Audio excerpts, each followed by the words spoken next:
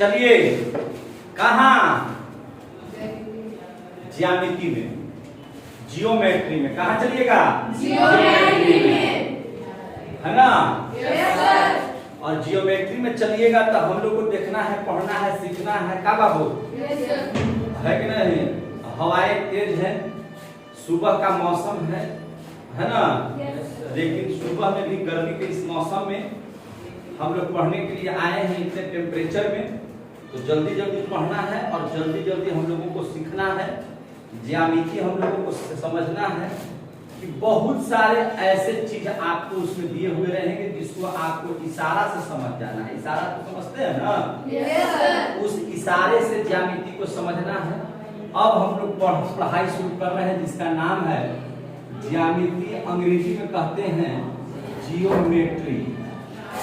Geometry कोई दिक्कत नहीं सर।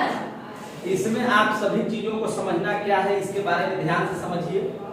क्या क्या बातें जानना जरूरी है तो आप ध्यान दीजिए। हम कुछ चिन्ह के बारे में बताएंगे और उस चिन्ह के माध्यम से आपको समझ जाना है कि यह चिन्ह इस चीज को दर्शाता है। सबसे पहले आप ध्यान दीजिएगा, आपको एक चिन्ह नजर आएगा इस तरह से, ठीक है ना। Yes sir. अगर किसी AB पर इस तरह से दोनों तरफ तीर का निशान दिया हुआ रहे तो ऐसे चीजों को क्या समझना है। तो अगर AB के माथे पर अगर दोनों तरफ तीर का निशान है तो इसको हम लोग समझेंगे कि सरल रेखा AB है। सरल रेखा AB है। कोई दिक्कत नहीं सर। इस बात को आप समझ में आ जाएगा। Yes sir. समझ में आ जाएगा बाबू। Yes sir. अगर दोनों तरफ तीर का निशान है, समझे, तो क्या समझना है कि सरल रेखा AB है। और अगर एक तीर का निशान है तब क्या समझिएगा, AB पर एक तीर का निशान है तो उस सरल रेखा नहीं है बल्कि क्या है, एक किरण दर्शाता है। किरण AB को दर्शा रहा है। बात समझ आ रही है। Yes sir. किरण किसको दर्शा रहा है, AB को दर्शा रहा है। और अगर दोनों जगह में से किसी भी जगह आपका तीर का निशान नहीं है तो इसको हम लोग क्या पढ़ेंगे, AB है, AB के माथे पर सिर्फ ऐसे लिखा हुआ है, इसका मतलब क्या हो गया, रेखाखंड AB है। रेखा का खंड किया हुआ है, रेखा को टुकड़ों में बांटा गया है ना। वह टुकड़ा AB है। वह टुकड़ा क्या है, AB है। कोई दिक्कत नहीं सर। कलम अब चेंज कर देते हैं। यस। समझ में आ रहा है बात ना। Yes sir. अगर आपको लिखा हुआ है इस तरह से, ले हम इसको बदलने चले, यही बता गया। रेखाखंड AB की क्या करेगा, लंबाई को इसको दर्शाएगा, रेखाखंड AB को दर्शाएगा। और आपका अगर इस तरह से दिया हुआ है, सब इसमें है, इसी को बुलवे चलिए रहा है, ऐसे दिया हुआ है, इसका मतलब हो गया रेखाखंड AB की लंबाई को दर्शा रहा है। किसको दर्शा रहा है, AB की लंबाई को दर्शा रहा है। ठीक है। Yes sir. अगर हम लोग इस कोना की बात करें तो इसको हम लोग कहेंगे कोण ABC। क्या कहेंगे इसको, कोण ABC। चिन्ह समझ में आ रहा है।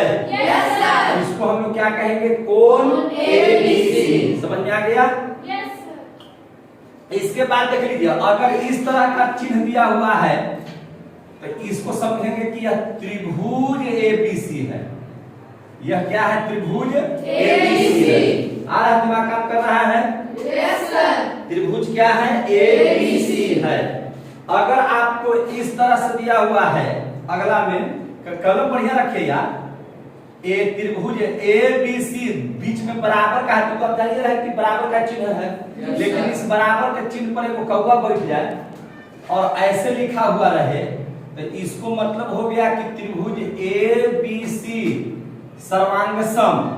क्या कहेंगे, सर्वांगसम त्रिभुज DEF का। आप समझ में आया बात।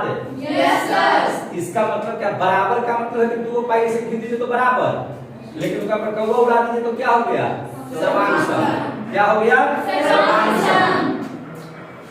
अब यही बराबर का चिन्ह अगर ऐसे रहे, जैसे ऐसे आ जाए, तो इसका मतलब क्या हो गया, AB जो है समानांतर है किसका, AB समानांतर किसका है, D का। AB समानांतर किसका है, D का। बात समझ आ रही है? Yes sir. अब ध्यान दीजिए, दो तीन बातें और सीखिए। अच्छा, अगर AB बराबर B लिखा हुआ है, इसका मतलब क्या है, रेखाखंड AB बराबर रेखाखंड DE, रेखाखंड D। आ रहा है समझ में? Yes sir. अगर AB को उलट करके T को ऐसे लिख दिए हैं, AB और ऐसे लिखा हुआ है, समझ में आ रहा है बात? Yes sir. अगर ये T ऐसे होता है और उसको उलट दीजिए ऐसे, तो इसको लंब कहेंगे। क्या कहेंगे, लंब। यानी कि कौन लंब हो गया, तो जो आगे लिखा जाएगा वो लंब होगा, और किस पर लंब होगा, तो जो बाद में लिखा गया है उस पर। यानी कि कहेंगे कि AB लंब किस पर, D पर। AB लंब D पर। कोई दिक्कत नहीं सर। AB लंब D पर। अब देख लीजिए, अगर मान के चलिए कि AB ऐसे लिखा हुआ है, इसका मतलब क्या हो गया, रेखाखंड AB बड़ा है रेखाखंड CD से, रेखाखंड CD से। और ऐसे हो जाए, ऐसे लिखा हुआ रहे, तो फिर लिखेंगे कि रेखाखंड AB छोटा है ना, किससे, रेखाखंड CD से, रेखाखंड CD से। आ रहा है समझ में सबको? Yes sir. कोई दिक्कत है? नहीं सर। तो लगभग तो आप लोगों को हम लोगों ने चिन्ह को बताने का काम किया है। Yes sir. कोई दिक्कत है? नहीं सर। अगर आपको इस तरह से रहे, चिन्ह दिया हुआ रहे कि AB लंब बराबर CD, तो इसका मतलब क्या हो गया कि AB समान, इसका मतलब हो गया कि AB समानांतर है, AB समानांतर CD तथा AB बराबर CD, AB बराबर CD। इसका मतलब ये समझना है कि समानांतर भी है और बराबर भी है। कुछ ऐसे चिन्हों को समझना आपके लिए जरूरी है ज्यामिति में। अगर दोनों तरफ तीर है ना, दोनों तरफ तीर है तो सरल रेखा, एक देने है तो किरण, नहीं है तो रेखाखंड है ना, L आगे लिखा हुआ है तो लंबाई, ऐसा दिया हुआ है कि ऐसे का कैसे दिया हुआ है तो कोण, अगर ऐसा एंगल है तो त्रिभुज, अगर बराबर पर ऐसे लिखा हुआ है तो सर्वांग सम, अगर ऐसे बराबर को उलट करके लिखा हुआ है तो समानांतर, बराबर है तो बराबर है और T को उलट देंगे तो लंब हो गया, जिधर का मुंह बड़ा वह बड़ा, जिधर का मुंह छोटा वह छोटा, ऐसे दोनों दिया हुआ है तो समानांतर भी है और बराबर भी है। इतना बात समझ में आ गई?